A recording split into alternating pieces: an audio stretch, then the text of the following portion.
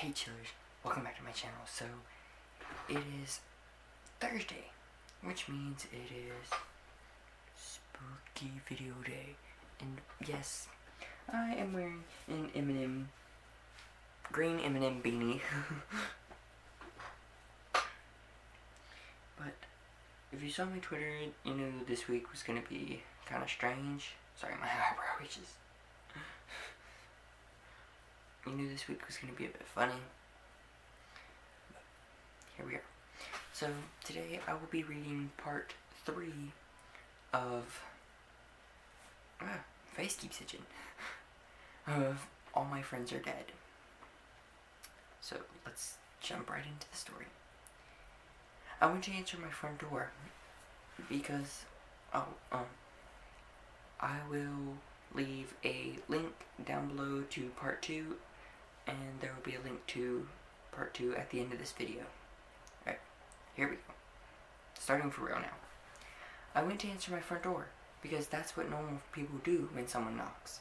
It had startled me a bit, at first, but it was most likely just a neighbor or something. My closest neighbor was about a half a block away. Perhaps they decided to finally make the journey to come meet the person who moved into the creepy old home on the block. However, when I opened the door, I was a bit surprised. I was surprised because I recognized the person on the other side. It was Mrs. Thornwell, my homeschool teacher. Before I had a chance to say anything, she pushed her way past me into my home. "So this is where you've been living. I was a bit surprised when I heard you sold your parents' home and moved into this dump. I suppose the inside isn't so bad. Much cleaner than I expected from you," she said. What are you doing here, Mrs. Thornwell?" "I'm already finished with school." "I came to check on you, of course. I heard the terrible news about your parents, and I came to see how my old pupil was doing." "Well, as you can see, I'm doing fine. I was kind of in the middle of something if I didn't get the chance to finish my sentence because Mrs. Thornwell had already taken off into exploring my home. What's the deal with old people always criticizing younger generations for manners, but yet feeling like they are entitled to everything?" She explored the rooms on the first floor despite my opposition. Then she attempted to open the door leading to the basement, but I pushed it back and held it, preventing her from opening the door. "You can't go down there," I said. "Why not? Are you hiding something from me? Or hiding something down there? Is it drugs? I always knew you'd grow into an addict. Let me see so I can help you." Her words caught me a bit off guard. She thought I would become an addict? Perhaps I had been a bit weird growing up because of my ability, but I was not a druggie. I was actually a bit offended, so I removed my hand from the door. I had just recently fed the thing in the basement, so perhaps it wouldn't take her away. "Fine, take a look for yourself," I said. She made a satisfied grunt and began her descent into the basement. She turned on her phone flashlight to guide her. Once she made it to the bottom, she began to look around. "Now, where is the light switch down here? Oh my, what is..." She didn't even have time to finish what she was about to say before it grabbed her. Her screams only lasted a second as it quickly put her out of her misery. Even after I shut the door, I could still hear the sounds of bones crunching. For selfish reasons, I hoped she wouldn't come back as a ghost, at least not in my house. Well, on the bright side, you won't have to feed it for a while. That should probably keep it satisfied for at least a couple months, maybe more," Sam commented from behind me.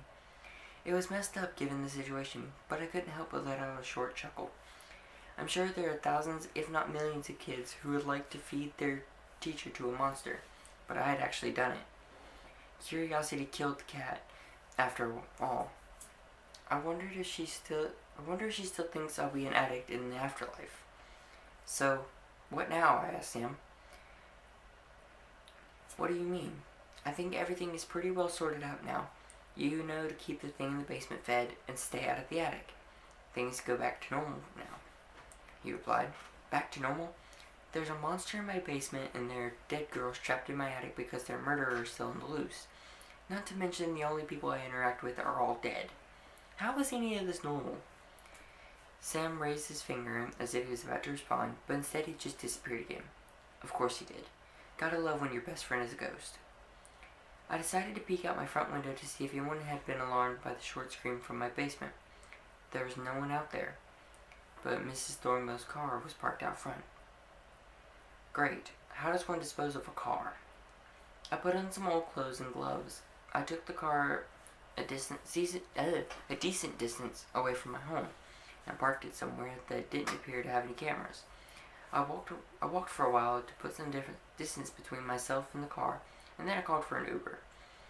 Once I got back home, I immediately burned the clothing I had on. I had seen on crime shows that people always were getting caught by carpet fibers, so I wasn't taking any risk. I just had to hope she hadn't told anyone that she was coming to see me. When I got home, I decided to start some research. I felt almost obligated to help the girls in my attic. No one else could see them. It was possible that I might be the only person who could help them. That meant trying to track down a serial killer on my own, though. After spending several hours looking through online articles, I was finally able to find what I was looking for. 3 girls who had all gone missing within 3 months. All were single middle-aged women. I recognized the one in the first picture as the one who had her throat slit. I'm sure the other 2 girls were the other ones in my attic, but I hadn't really had a good look at their faces since I had been desperately trying to escape. I put my head in my hands. Well, I had confirmed who was in my attic, but how was I supposed to track the killer? There was no telling where he could be. I can tell you who he is now, or who he is, you know. Oh, I can tell you who he is, you know. You just can't go to the police. He didn't leave behind any evidence, so they would think you're crazy. Sam said this, magically appearing next to me on my couch. You know who the killer is? Of course. He would leave his wallet out while he operated. I couldn't exactly tell anyone about him either, though. I can tell you his name if you really want to know, but I'm not sure you know what you're getting yourself into. You're probably right, but I'm too invested to back out now. Even if this ends poorly, I have to at least try. Tell me his name. Sam then proceeded to tell me the serial killer's name, and he was right. I really had no clue what I was getting myself into. And that ends part 3 of All My Friends Are Dead. So basically, he fed his teacher to whatever is in his basement. He's now found out the name of the killer, but we don't know yet. I wonder what his name will be. Oh my god, if it's someone that he's like related to or something, oh, that'd be a plot twist. Guess we'll just have to wait and see. Alright, if you enjoyed this video, please give me a thumbs up so I know. Please follow all my social media down below. You can click my button to subscribe to my channel. Part 1 or part 2 is right over here. And my last video is here. Alright. Peace out, chillers.